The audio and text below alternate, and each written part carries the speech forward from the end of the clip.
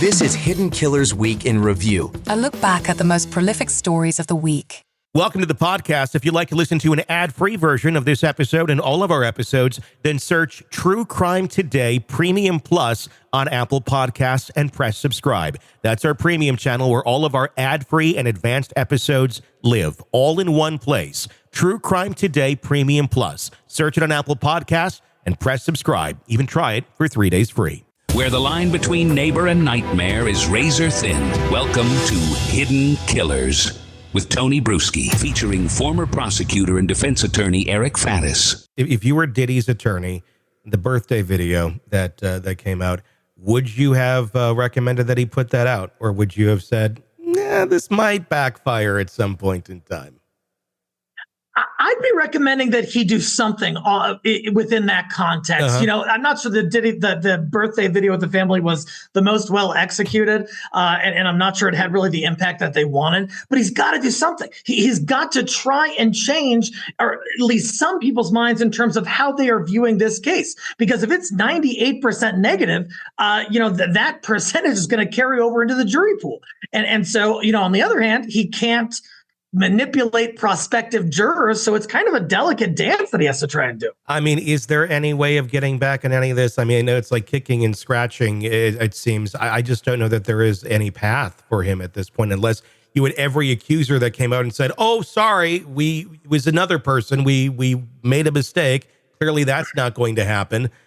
I mean, is there any redeeming at this point, or is it just I don't even know what to do. I don't even know what to say at this point. I certainly would not want to be the defense of Diddy. Yeah, I mean, the hole that he has to try to dig himself out of is so massive. We did see some things come forward, like defense claims that one of the accusers tried to ask a boyfriend to corroborate what she was saying and wanted to pay him money or something. Mm-hmm. And that's a little shady. But can defense really identify something shady with every single one of the dozens and dozens of accusers? It just seems implausible. And that's a key thing in this, because you have dozens and dozens and dozens, that we're getting into the hundreds actually, of accusations coming against him from various people. How do you dig into each one of those? Because they got to really walk a fine line here and not look like they're victim blaming or just completely dismissing someone's allegations. But how do you get in there and really make a determination on what is solid, what has some legs to it, and what doesn't, if you're the defense? Or do you just say all of it's fake? I mean, that seems to be what they've been doing thus far, until there's literally video of him beating up Cassie.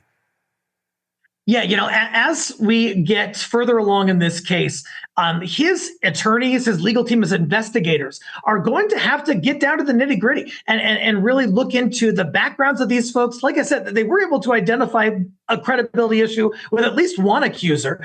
Do other accusers have stuff like that in their past that the defense could at least highlight to try to argue? I'm sure that they do. But it's going to be such a tedious process going through the old reports, old witness statements, old photographs and videos, combing through them with an investigator to try and determine what can we use on the defense side from this.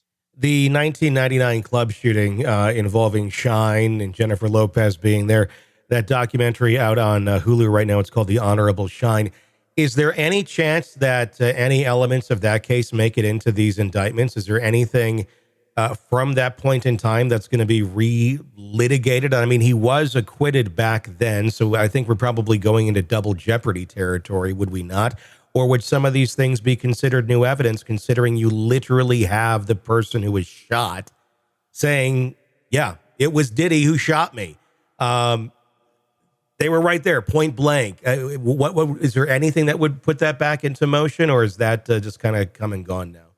I think Diddy gets out of that one and stays out of that one. As you mentioned, he went to trial on these charges. He was acquitted.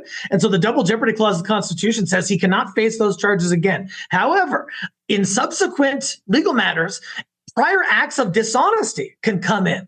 And so could they get, could they put Shine up there to say, hey, Diddy, knew he did it, but he said, hey, Shine, you be the fall guy. I'm going to pay you a nominal sum of money to do this for 10 years of your life in prison. And is that an act of dishonesty that goes to Diddy's credibility that could be brought up in a subsequent legal proceeding? Yes.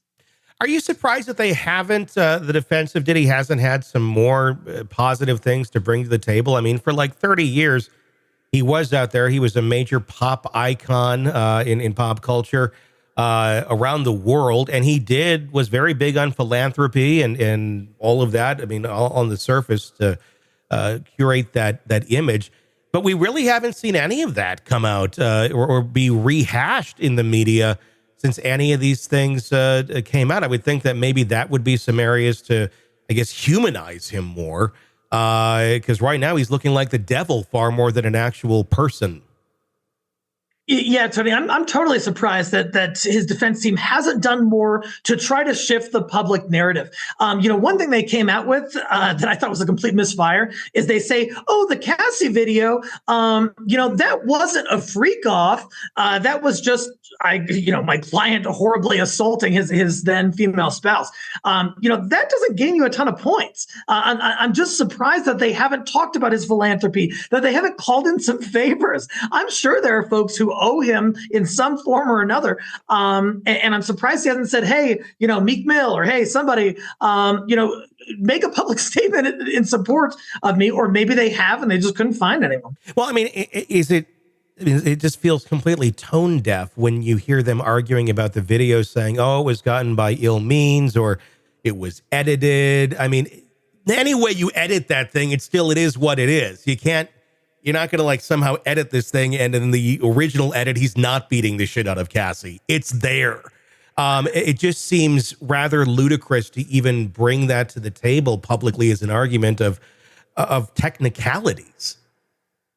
Yeah, I'm just wondering, I've talked before in your show about prosecutors kind of having blinders on, being in an echo chamber and just, thinking one thing that is detached from reality. I wonder if this is that principle, but on the defense side, where the defense is saying, oh, the government edited this video and then leaked it. What scoundrels? We should really, condemn them for doing that. But the average person is going to watch the video and say, hey, it's still him beating the hell out of his spouse. Like, any way you slice it, even if it was edited, who cares? Well, it's like the general public. If you're exposing someone's wrongdoings, rules be damned. I mean, if it comes out, it comes out, and nobody's really going to give a crap about the technicalities of how this video came to light, considering it was already covered up by a payoff.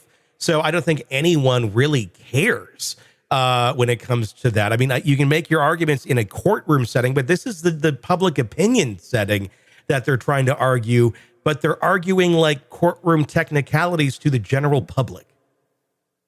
Yeah, exactly right, Tony. And those do not a really like technical legalistic argument doesn't always land so well with, Joe Smith from Wisconsin. Yeah.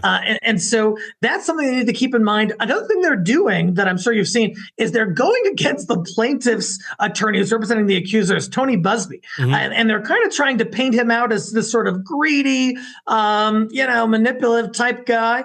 And they might have some traction there, but they've got to do something. Yeah, I mean, you can attack the character of someone, all you want, but at the end of the day, it wasn't Tony Busby who was having the freak-off parties, as far as we know, but it's one of those things where, okay, yeah, you can have that image of the attorney, but you have 100 and some people who have come to light saying these things. That's not nothing.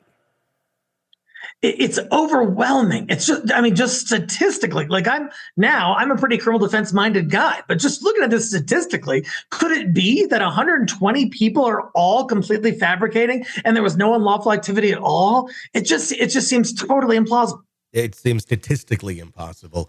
It'll be fascinating as this continues to move. Welcome to the podcast. If you'd like to listen to an ad-free version of this episode and all of our episodes, then search True Crime Today Premium Plus on Apple Podcasts and press subscribe. That's our premium channel where all of our ad-free and advanced episodes live, all in one place. True Crime Today Premium Plus. Search it on Apple Podcasts and press subscribe. Even try it for 3 days free.